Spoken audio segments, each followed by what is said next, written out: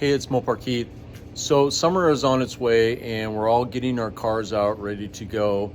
And there are some things that you should probably check before you get the car out on the road. And we're gonna go through a few things here today.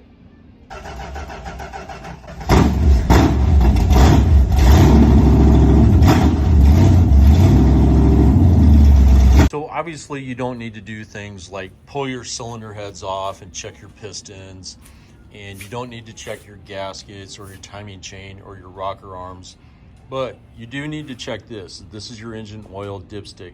You do need to start by checking your engine oil when you first get to the car.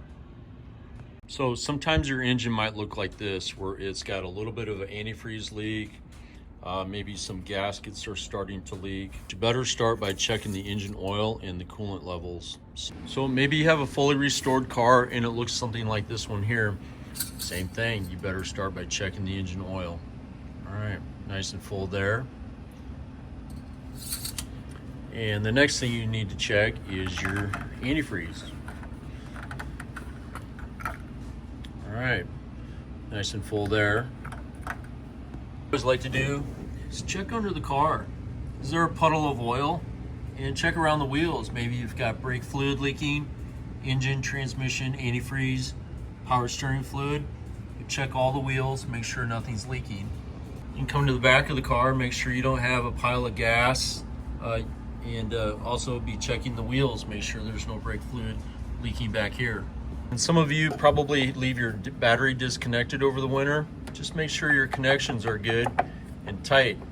One thing to consider is if you put the battery cable on there and it sparks violently, you might have a problem. Maybe you've had mice get into the car over the winter. Another thing to check is the master cylinder. Check your brake fluid. That one's nice and full. She's ready to go.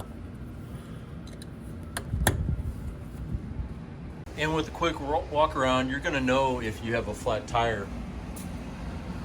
But it's not a bad thing to just check the actual pressure.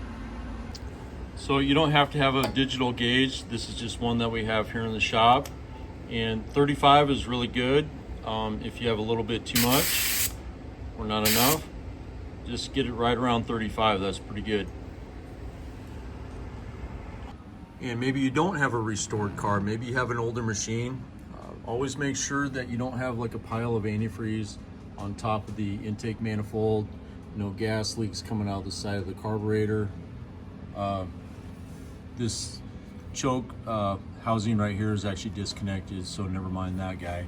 But just make sure that you've got plenty of oil and antifreeze before you fire it up. Check the fan and the belts. Make sure you don't have any mice nest or some kind of random animal stuck in there also. You may have heard of people getting a small cat or some kind of random raccoon or possum inside the fan belts. So make sure the fan belt area is clean and clear before you start the car. Another tip for your pre-trip inspection is always check your wing bolts before you take off. You don't want this thing coming loose while you're going down the highway. Well, I hope you enjoyed that short video on pre-trip inspections before you get your car out this spring. Please like and subscribe. Thanks for watching.